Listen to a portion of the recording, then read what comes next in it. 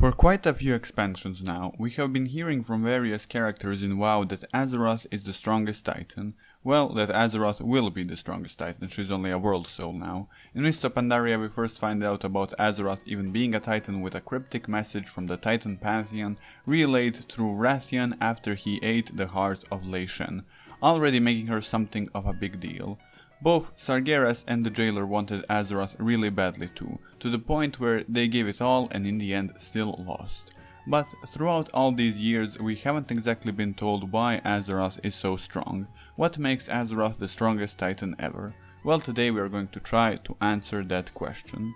World of Warcraft has been big on self-fulfilling prophecies for a while now. A really good, probably the best example of this is when we find out through Rathian that the Burning Legion is coming back. Way back in Mists of Pandaria. To stop the Legion invasion after losing faith in both Horde and the Alliance, Rathian helps Garrosh Hellscream go back in time to an alternate version of Draenor 35 years ago. Rathian's plan was to make a countless number of alternate hordes and then bring them to Azeroth so that they defend it when the time comes for the Burning Legion to invade again. This of course didn't happen. Garrosh traveled back in time and killed the infinite dragon Kairos Dormu that helped him go back. This would then spark the chain of events in Warlords of Draenor, which would then cause Gul'dan to come to our timeline and let the Legion into our world, fulfilling Rathian's prophecy because of the very actions he took to prevent it. What I'm trying to say is that the reason we don't know how Azeroth is the strongest titan is because she isn't. Yet. She's just a world soul, but everyone is saying she's the strongest titan and in the process are doing things that will make her strong. It is my belief that throughout the next few expansions, Azeroth will become the strongest creature we've seen yet. How will she become this awesome creature, you ask? Well, I think she will get infused with all 6 cosmological powers on the cosmology chart, becoming a creature that can wield all 6 and will be more powerful than any pantheon or cosmological power. We have seen this happening for a while now, mostly since Legion. So first of all, Azeroth is natively a Titan soul, which makes her a creature of order. Then in Legion she got stabbed by the sword of Sargeras that you can bet was filled with fel magic, making her infused with the powers of disorder as well. To stop this wound, the champions of Azeroth would use their artifact weapons to prevent the death of Azeroth.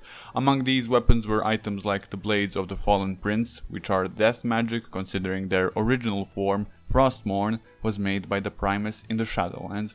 We also infused her with the powers of Ashbringer, a powerful light artifact, Zelathat, a powerful void artifact, etc. Recently, in Shadowlands, the Jailer tried to siphon life out of Azeroth from the sepulchre of the first ones. I don't doubt that this infused her with some death magic as well, considering there was a direct connection between the core of Azeroth and Zereth Mortis. We can also go back even before the story of Warcraft games take place, back during the Black Empire, during which the Old Gods reigned supreme. Old Gods are creatures of the Void and their purpose was to feed off the world soul of Azeroth. Well, you know how ticks when they attach to you can spread disease? Well, there is a good chance that the Old Gods gave Azeroth some sweet void powers. The next in line for this infusion would be the powers of life. I say this because Dragonflight is the next expansion and dragons seem to be heavily tied to the realms of life. If we take a look at the Oracle's quotes in Zereth Mortis, when we are looking for a vessel for the new Arbiter, she mentions the word vessel in 4 different languages: Titanic, Draconic, Demonic, and Shatyar. Titans are creatures of order, demons are creatures of disorder, Shatyar is the language of the void. This only leaves us with Draconic, which must be the language of life. Dragons don't really fit in with death or light, but they do fit in with life. If you visit Antorus, the Burning Throne, there's a part of the raid that takes place on Elunaria, a world where Ionar, one of the Titan souls that escaped Sargeras' grasp, is hiding. In the distance we can see non-interactable green dragons that use the Stormdrake models from Legion. Elunaria and Ionar's connection is really important. Ionar is described as a titan of all things life and nature, even though she is a being of order. Her hiding on Elunaria is really important too, as Elune is a member of the Pantheon of Life, as said by the Primus in the Shadowlands. Ionar could also be another sister of the Winter Queen, but in the realms of life. When we go to save Ysera's soul in Ardenweald, she mentions that Ysera is the pet of her sister. Now we know that Elune is her sister, but if Elune from life and the Winter Queen from death are sisters, and there seems to be some connections between all three, Ionar, Elune and the Winter Queen, then maybe they're all sisters, all three of them, Ionar, Elune and the Winter Queen.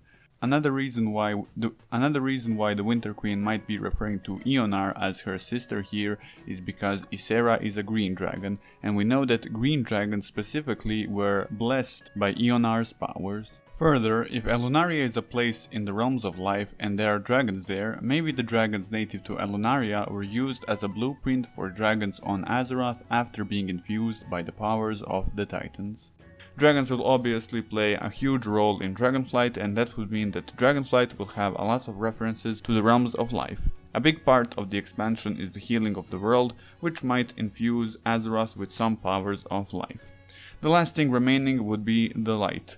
And wouldn't you know, for a while now there have been many hints that a light-themed expansion is coming next. Zira, one of the oldest Naru, was heavily featured in Legion, even showing her imposing her will on both her subjects and those who were not.